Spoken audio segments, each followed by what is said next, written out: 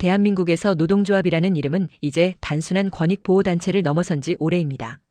과거 열악한 환경에서 땀 흘리던 노동자들의 방패였던 노조가 이제는 경제를 흔들고 청년들의 일자리를 가로막는 기득권이 되었다는 비판이 쏟아지고 있습니다.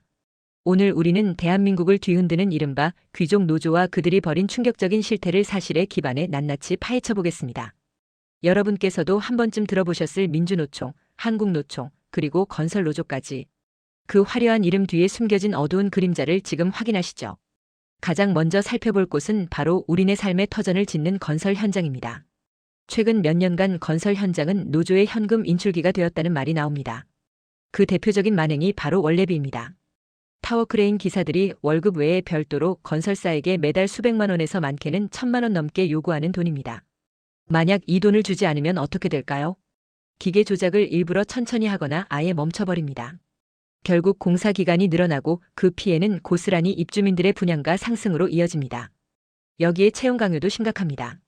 자기 노조원들을 쓰지 않으면 공사판 입구를 틀어막고 집회를 엽니다. 심지어 노조 전임자가 현장에 나오지도 않으면서 월급만 챙겨가는 유령 전임비 관행도 드러났습니다. 이것이 진정 노동자를 위한 행동일까요? 아니면 힘을 앞세운 갈취일까요? 다음은 대기업 노조의 행태입니다. 현대자동차 노조 등 이른바 귀족 노조라 불리는 이들은 억대 연봉을 받으면서도 더 많은 것을 요구합니다. 그 중에서도 대중을 가장 분노케 한 것은 바로 고용세습 조항입니다. 장기 근속자의 자녀를 우선 채용하라는 요구를 단체 협약에 넣는 것인데요. 공정한 경쟁을 믿고 밤낮으로 공부하는 우리 청년들에게는 그야말로 날벼락 같은 소리입니다. 노동의 가치를 중시한다는 노조가 현대판 음서제를 부활시키려 한다는 비판을 피하기 어렵습니다. 정부의 조사 결과 이런 불공정한 고용 세습 조항을 유지하던 사업장이 무려 60여 곳이 넘었습니다. 자기 자식의 일자리만 챙기려는 노조, 이것이 그들이 말하는 사회적 연대의 실체입니다. 노조의 본분은 노동 조건 개선입니다. 하지만 대한민국 거대 노조들은 임금 협상보다 정치 투쟁에 더 열을 올립니다. 민주노총의 집회 구호를 보면 노동과는 상관없는 한미연합훈련 중단이나 정권 퇴진 같은 정치적 구호가 가득합니다. 또한 자신들의 요구를 관철하기 위해 공권력을 무시하는 폭력적인 모습도 자주 목격됩니다.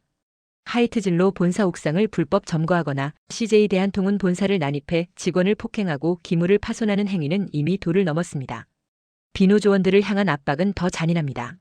노조에 가입하지 않았다는 이유로 현장 출입을 막거나 생계를 위협하는 행위는 민주주의 사회에서 있을 수 없는 일입니다. 약자를 보호한다는 명분으로 또 다른 약자를 괴롭히는 모순된 행태입니다. 이러한 노조의 만행은 결국 국가 경제 전체의 부담으로 돌아옵니다. 노조의 무리한 파업과 고임금 요구는 기업의 경쟁력을 떨어뜨리고 결국 공장이 해외로 떠나게 만듭니다. 결국 피해를 보는 것은 대기업 노조원이 아닌 영세한 중소기업 노동자들과 비정규직 노동자들입니다.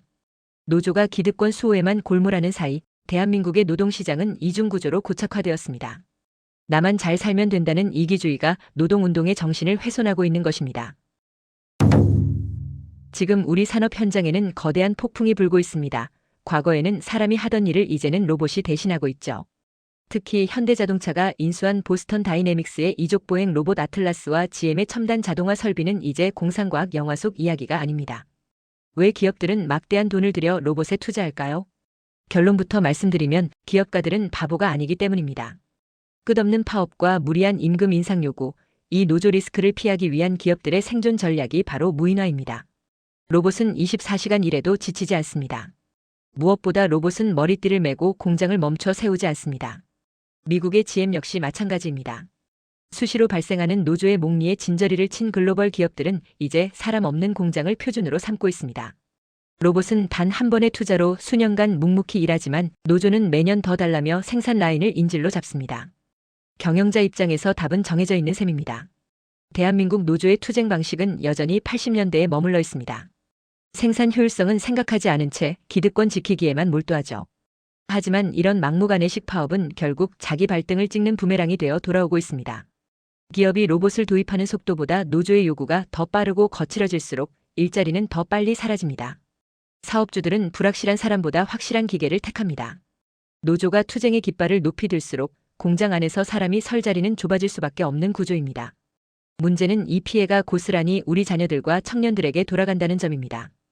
귀족 노조가 자기들의 밥그릇을 지키려 파업을 벌이는 사이 기업은 신규 채용 대신 로봇을 배치합니다.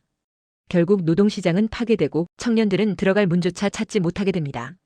한번 로봇으로 대체된 일자리는 다시 사람에게 돌아오지 않습니다. 노조의 이기주의가 노동의 가치 자체를 소멸시키고 있는 것입니다. 기업이 망하든 말든 나라 경제가 휘청이든 말든 나만 잘 살면 된다는 식의 투쟁이 가져온 참혹한 결과입니다. 세상이 변하고 있습니다. 인공지능과 로봇이 지배하는 시대의 구시대적인 투쟁 방식은 자살 행위나 다름없습니다. 기업을 적으로 돌리고 성장을 가로막는 노조가 있는 한 대한민국 노동시장의 미래는 어두울 수밖에 없습니다. 이제 노조는 깨달아야 합니다. 자신들의 무리한 요구가 로봇의 도입을 앞당겼고 스스로 일자리를 없애고 있다는 사실을 말입니다.